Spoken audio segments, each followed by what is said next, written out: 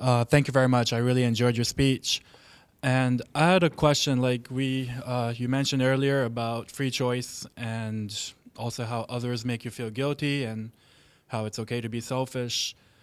But then where does responsibility come into that? Like, for example, let's say you have like a sick child or a child who needs special attention, or maybe you might have aging parents, and are those responsibilities that you have to take on? Are you socially, excuse me, are you socially obligated to take those responsibilities, or should you have the free choice to say, no, I don't want to do those things and I want to pursue whatever I want to pursue?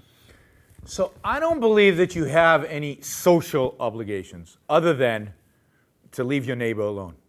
That is not to infringe on his right to pursue his happiness. But I don't consider a relationship with a child or a relationship with your parents as social. They're your relationships. They're your obligations if they are obligations. Now, I think there's a difference when you're talking about with a child or with a parent. And I'm going to say something controversial. And my son's in the room, which makes it even more complicated. I don't think children owe anything to their parents.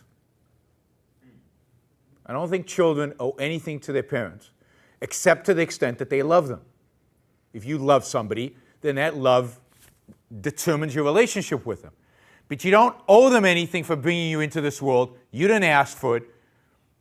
There's no contract there, right? You are not obliged to your parents, other than, you have to do what they tell you to do up until a certain age. And if they pay for your college and stuff, then I think you owe them something in gratitude for that. But if you don't love your parents, and I think there are plenty of people who don't love their parents. I think there's a biblical commandment that thou shalt whatever to your parents, but that's just a commandment. A lot of people don't love their parents because their parents didn't earn it. Their parents are not that good. They're not nice people. You shouldn't love people who are not nice. You're not automatically obliged to love anybody. Everybody's love needs to be earned. So I don't think, so if you love your older parents and you feel, part of your happiness is in helping them out when they're sick, then do it. Absolutely you should do it. But it has to be in the context of your happiness. If it's a sacrifice to help your elderly parents, you should not do it. It's your life. Your life is not theirs.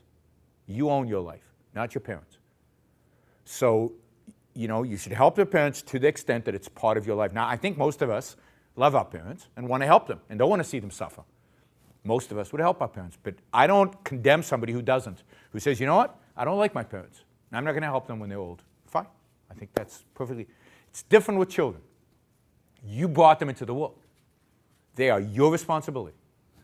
Even if you don't like them, even if you don't love them, you took on an obligation when you had them. You didn't have to have sex. You could have used birth control. You could still, in this country, have an abortion. Right? Once you chose to have the child, you have taken on a mountain of obligation. It's a mountain. Don't have kids if you're not willing to take it on. You don't sleep the first couple of years. They cost you, I did the calculation once. It's an astronomical amount of money, particularly if you're going to pay them for college. They're a huge, huge responsibility and burden. You should only do it if you really want to. But once you do it, you're locked in. It's like, you sign a contract to buy a house. You bought it, right? You signed the contract. You might hate the house after you move in. You might regret doing it, but it's your house. With a child, you can't sell it. With a house, you can sell. So, but that's why having children is such a huge deal. Nobody should have children until they are committed to having children. Nobody should have children until they're sure that's what they want.